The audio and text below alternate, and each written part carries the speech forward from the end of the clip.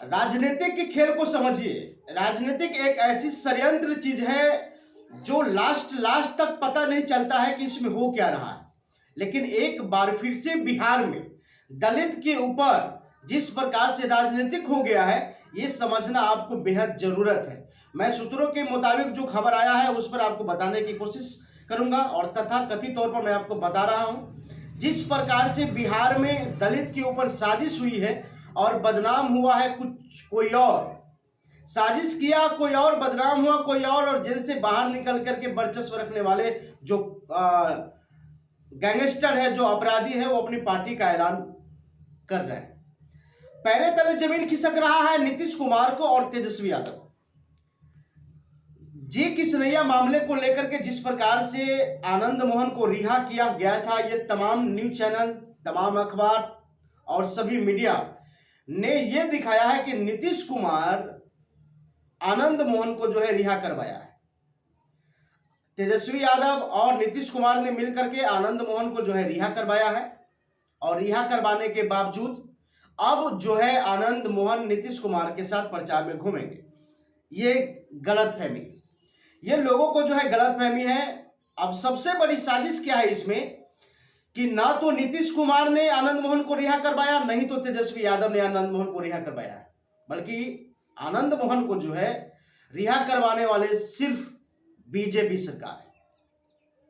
BJP सरकार ने एक तीर से दो निशाना किया है। मैं आपको बताना चाहूंगा कि बीजेपी ने एक तीर से दो निशाना किया है। बीजेपी ने कहा कि नीतीश सरकार और आरजेडी के वोट कैसे टूटेगा बिहार में।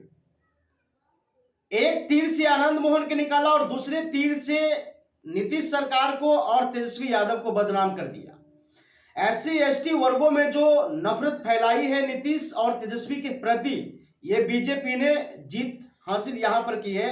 एक तीर से दो निशाना, अब एक तीर से दो निशाना, और बीजेपी ने जिस प्रकार से दोनों निशाने पर अपनी जाकर के अटैक किया है, ये बीजेपी की सफलता है।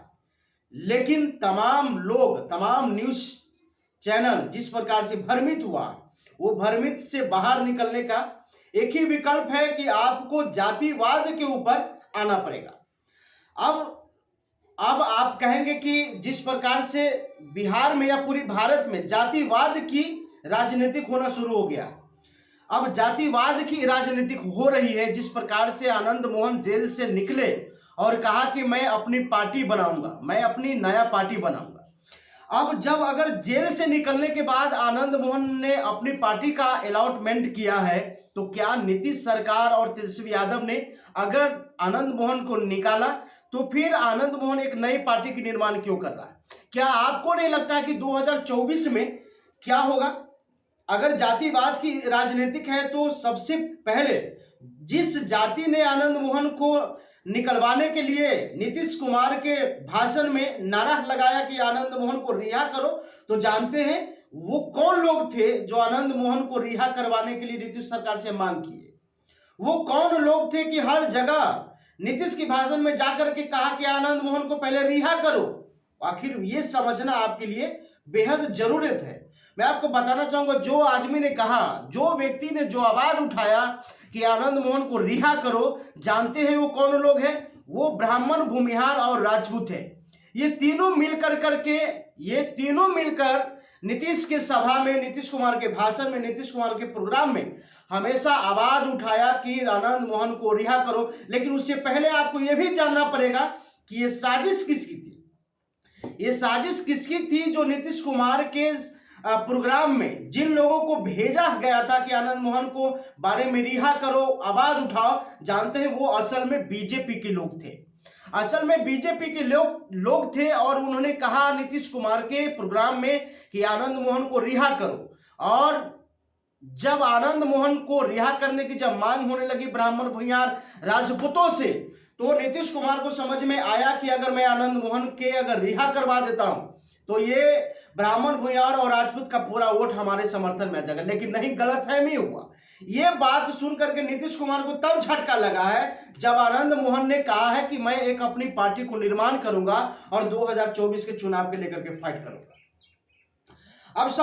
अब आप समझ लीजिए कि बावन, भूमिहार और राजपूत क्या ये नीतीश कुमार के वोट करेंगे? क्या आप समझते हैं कि ये आरजेडी के वोट करेंगे? अगर आरजेडी को अगर ब्राह्मण भूमिहार राजपूत का अगर वोट लेना होता तो आनंद मोहन की बेटा चेतन आनंद आरजेडी के विधायक है। क्या आरजेडी के विधायक रहते हुए अगर आरजेडी के विधायक अगर चेतन आनंद है तो सबसे ज्यादा सपोर्ट किसने किया होगा?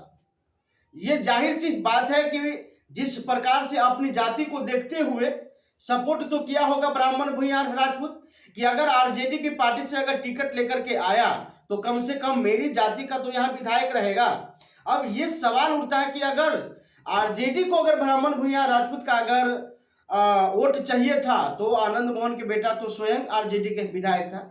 लेकिन चाल यहां पर समझना पड़ेगा कि जिस प्रकार से बीजेपी की तमाम नेता या बीजेपी ने आनंद मोहन को रिहाई से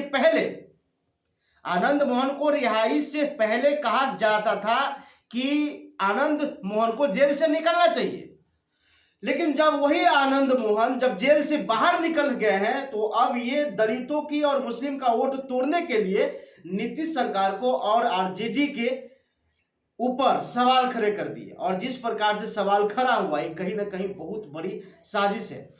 तो बने रहिए, अगले एपिसोड में बहुत जल्द ही मिलते हैं, तब तक के लिए नमस्कार।